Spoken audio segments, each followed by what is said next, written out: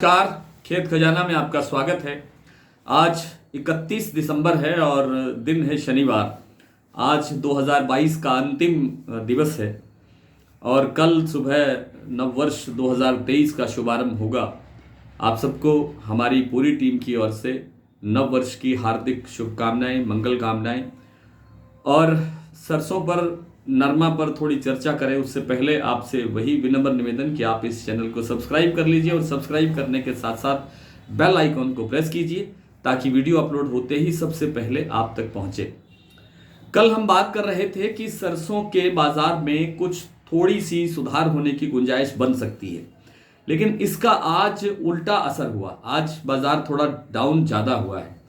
सलोनी plant ने ही कम से कम आज 75 से लेकर 100 रुपये तक बाजार कमजोर कर दिया। हालांकि दूसरे बाजारों के अंदर इतनी बड़ी गिरावट नहीं है। भरतपुर बाजार भी आज काफ़ी कमजोर खुला, 6266 रुपये खुला। थोड़ी देर बाद में थोड़ी सी और गिरावट दर्ज हुई है। जयपुर केवल 25 रुपये गिरावट के साथ 6700 रुपये पर कारोबार कर रहा है और दूसरी मंडियों के अंदर भी लगभग मिला जुला सा असर है। कहीं 20-50 रुपये तेज है, कहीं 20-50 रुपये कमजोर है।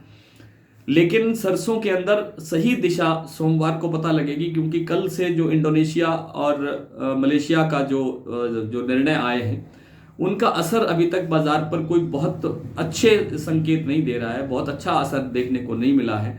सोमवार तक इसमें क्या इम्पैक्ट आता है। भारत ने भी जो शुल्क, जो मिनिमम शुल्क है आयात तेलों पर लगने वाला शुल्क है, उसको भी, उसकी जो सुविधा है उसको बहुत लंबे समय तक, असीमित समय तक बढ़ा दी है। और इन सब चीज़ों के असर से बाजार कैसा चलेगा, इसका सही दिशा सोमवार के वीडियो में हम आपको जानकारी देने का प्रयास करेंगे।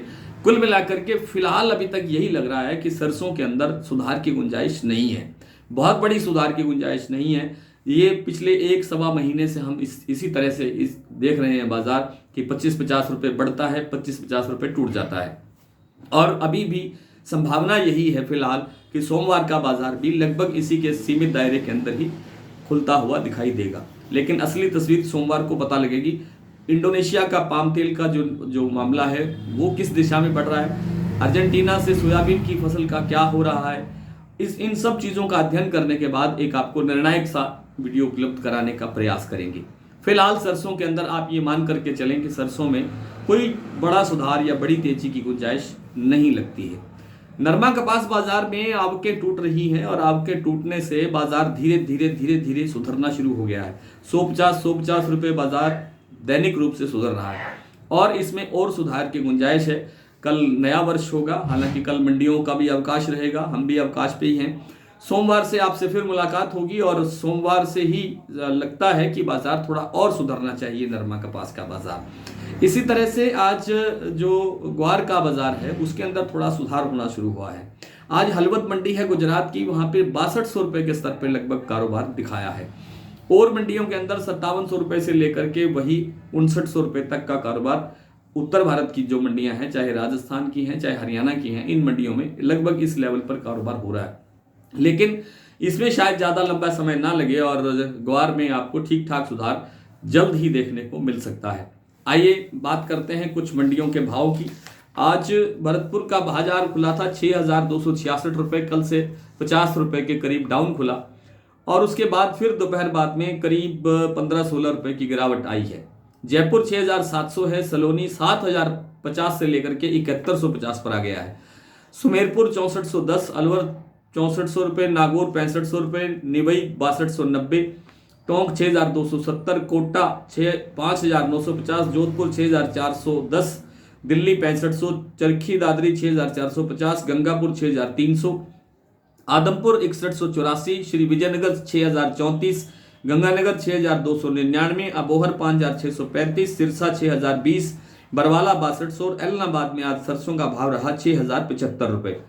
नरमा आज आदमपुर में बिका है 8440, संगरिया में 8413, श्री विजयनगर में 8621, पीलीबंगा में 8750, गंगानगर में 8500, हनुमानगढ़ में 8599 रुपये, फतेहाबाद में 8350, अबोहर मंडी में 8375, सिरसा में 8300 रुपये पूरा ही है लगभग। अनूपगढ़ के अंदर 8771 और एलनाबाद में आज नरमा का भाव रहा 8440। ग्वार आज ऐलनाबाद में बिका है 5,775, सिरसा में 5801, गंगानगर में 5885, श्री विजयनगर में 5,778 और आदमपुर में 5,745।